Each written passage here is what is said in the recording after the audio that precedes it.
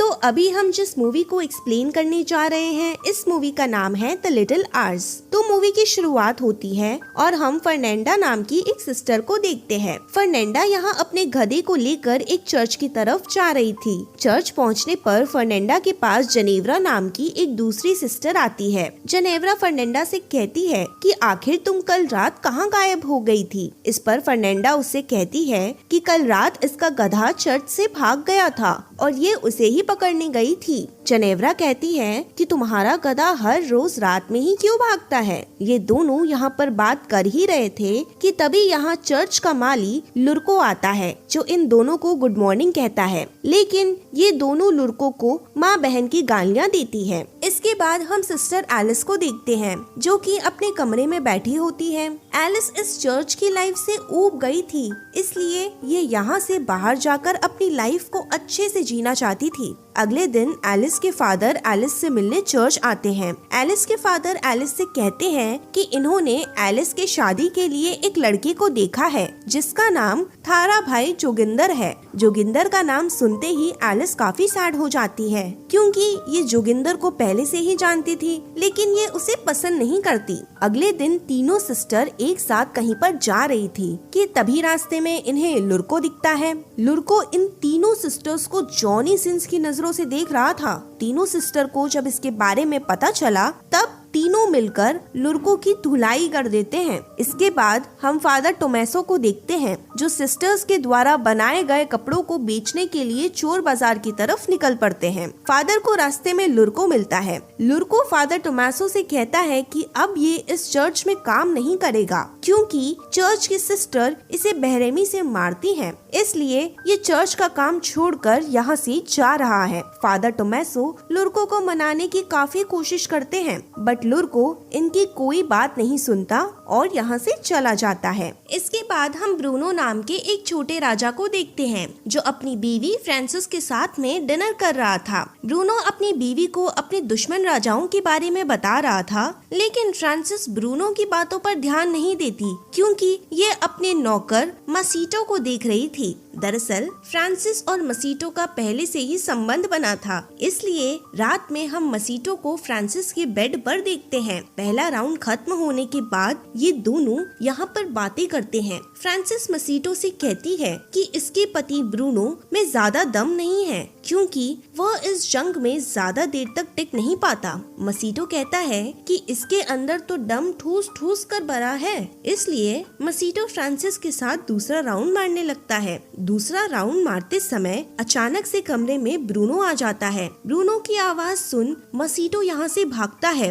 Bruno भी अपनी बीवी के आशिक को पकड़ना चाहता था, इसलिए ये मसीटो के पीछे भागता है। मसीटो भागकर नौकरों वाले कमरे में जाकर चुपचाप सो जाता है। ब्रूनो भी अब यहाँ आ चुका था। ब्रूनो यहाँ दिमाग से काम लेता है और ये यहाँ सोए हुए सभी नौकरों के चेस्ट पर हाथ रखता है, क्योंकि जो नौकर भागकर आया होगा उसके दिल की धड़कन काफी तेज से धड़क रही होगी। मसीटो अब भागकर आया था, इसलिए इसके दिल की धड़कन काफी तेज होती है, लेकिन अंधेरा होने की वजह से ब्रूनो मसीटो का चेहरा नहीं देख पाता। ब्रूनो यहाँ फिर से दिमाग लगाता है और ये मसीटो के थोड़े से बाल को काट लेता है, ताकि सुबह होने पर इसे पता चल जाए कि ये कौन था। ब्रूनो के जाने के बाद मसीटो भी यहाँ अपना नौकर वाला दिमाग लगाता है और ये कमरे में मौजूद सभी नौकर के बालों को काट देता है। अब सुबह हो चुकी थी और ब्रूनो सभी नौकर को बुलाता है। ब्रूनो उस नौकर को ढूंढता है जिसका इसने कल रात में बाल काटा था,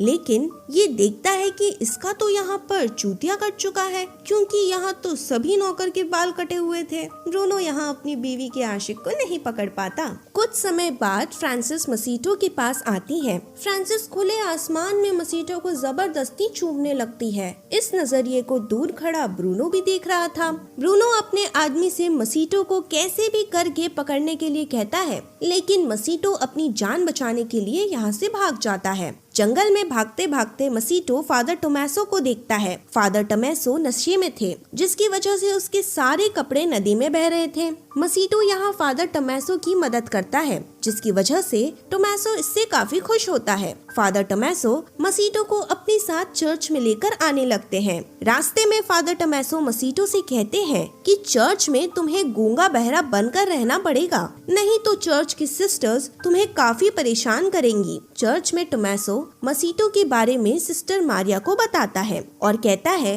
कि ये एक गूंगा बहरा आदमी है जो जंगल में भटक रहा था, इसलिए ये इसे यहाँ पर लेकर आया है ताकि ये लुर्को की जगह पर काम कर सके।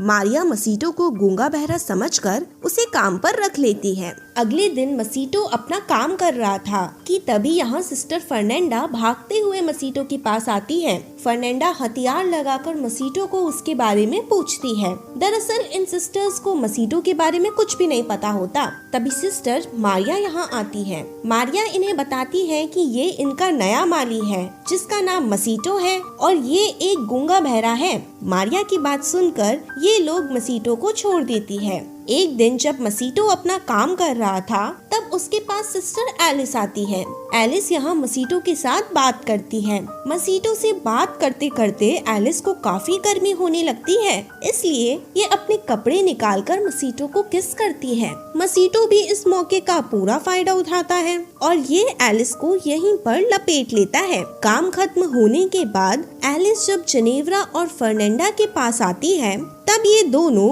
एलिस से पूछते हैं कि इसके कपड़े इतने गंदे कैसे हुए। इस बात पर एलिस कहती है कि ये उस गूंगा बहरा मसीटो के साथ गड्ढा खोदने में उसकी मदद कर रही थी। ये सुनकर ये दोनों एलिस को कुछ भी नहीं कहती। एक दिन जेनेवरा फर्नेंडा को उसकी एक फ्रेंड मार्था के साथ में देखती है। फर्नेंडा और मार्था यहाँ अच्छे से तैयार होकर मसीटो के कमरे में आती है। मसीटो अपने कमरे में आराम से सो रहा था, लेकिन फर्नेंडा और मार्था इसे ठीक से सोने नहीं देती। ये दोनों चाकू की नोक पर मसीटो के साथ जबरदस्ती करते हैं, जिसकी वजह से मसीटो को भी ये सब ठीक लगता है और ये यहाँ चुपचाप इनसे मजे ले रहा होता है। अगले दिन चर्च में बिशप आता है, इसलिए टोमेसो और मारिया बिशप को चर्च में घुमाने लेकर जाते हैं। उधर मौका पाकर मसीटो एलिस के कमरे में आता है। मसीटो यहीं कमरे में घुस के एलिस के साथ गपागप करने लगता है। ये दोनों गपागप कर ही रहे थे कि तभी कमरे में एक बूढ़ी नन आ जाती है। इस नन को देखते ही मसीटो की आवाज निकल जाती है, जिसकी वजह से एलिस को यहाँ पता चल जाता है कि मसीटो गूंगा बहरा नहीं है। एलिस जल्दी से अपने कपड़े पहन लेती है और ये उस बूढ़ी नन की मदद करने लगती है। मसीटो भी यहाँ बेड के नीचे छुप जाता है। मसीटो की किस्मत काफी अच्छी थी, क्योंकि उस बूढ़ी नन ने इसे एलिस के साथ गपागप करते हुए नहीं देखा था। मसीटो यहाँ से निकलने वाला था कि तभी कमरे में बिशप और मारिया आ जाते हैं, जिसकी वजह से मसीटो को फिर से बेड के नीचे छुपना पड़ता है। जब सब लोग कमरे से चले जाते हैं तब मसीटो भी यहाँ से निकलकर चला जाता है। इसके बाद हम जेनेवरा को देखते हैं, जो किसी नशीली चीज को पी लेती है। नशीली चीज पीने से जेनेवरा का दिमाग उल्टा पुल्टा काम करने लगता है, जिसकी वजह से ये अपना हाथ काटकर उसमें से निकल रहे ब्लड को अपने फेस पर लगा लेती है। एलिस अब मसीटो के कमरे में आती है और पूछती है कि इसने इनसे झूठ क्यों कहा कि ये गूंगा बहरा है। ये दोनों यहाँ पर बात कर रहे थे कि तभी यहाँ पर जेनेवरा आ जाती है। जेनेवरा को यहाँ आता देख एलिस कोने में जाकर छिप जाती है। नशे की हालत में जेनेवरा जब यहाँ पर आती है तब ये मसीटो पर हमला बोलकर ये इसे किस करने लगती है। जेनेवरा को यहाँ फर्नेंडा की आवाज सुनाई देती है, इसलिए इसका नशा भी जल्दी से उतर जाता है और ये भी एक कोने में आकर छुपने लगती है। जेनेवरा यहाँ एलिस को देखती है। एलिस को यहाँ देखकर जेनेवरा काफी हैरान भी होती है। अब फर्नेंडा यहाँ चाकू की नोक पर मसीटो को किडनैप करके उसे जंगल में लेकर आती है। एलिस और जेनेवरा भी फर्नेंडा का पीछा करते हुए जंगल में आ गए थे। जंगल में आकर ये दोनों देखते हैं कि जंगल के बीचों बीच में कुछ जंगली चुड़ैल आग जलाकर किसी तरह का रिचुअल कर रही थी। यहाँ पर मसीटो बंधा हुआ था, जिसकी वजह से जेनेवरा यहाँ समझ जाती है कि वो लोग मसीटो की यहाँ बलि चढ़ाने वाले हैं। फर्नेंडा और मार्ता मसीटो को मारने ही वाले थे कि तभी जेनेवरा और एलिस यहाँ पर आ जाती है। एलिस फर्नेंडा को मसीटो को मारने से रोकती है, लेकिन ये दोनों यहाँ पर लड़ रही थी कि तभी मसीटो इन्हें अपने बारे में बताता है। मसीटो कहता है कि ये गूंगा बहरा नहीं है। उधर जेनेवरा भागकर चर्च में आती है और ये यहाँ चिल्ला कर चर्च में सभी लोगों को एक जगह पर इकट्ठा करती है। बिशप जब कमरे से बाहर आता है तब जेनेवरा इनसे कहती है कि फर्नेंडा एक चुड़ैल है जो कि नशा भी करती है। जेनेवरा सब कुछ बता ही रही थी कि तभी यहाँ पर फर्नेंडा, मसीटो और एलिस आते हैं। बिशप इन सब को मारिया के कमरे के पास लेकर आते हैं। मारिया जब कमरे से बाहर आती है तब पीछे पीछे टोमैसो भी बाहर आता है जो कि मारिया के साथ ही कमरे में था।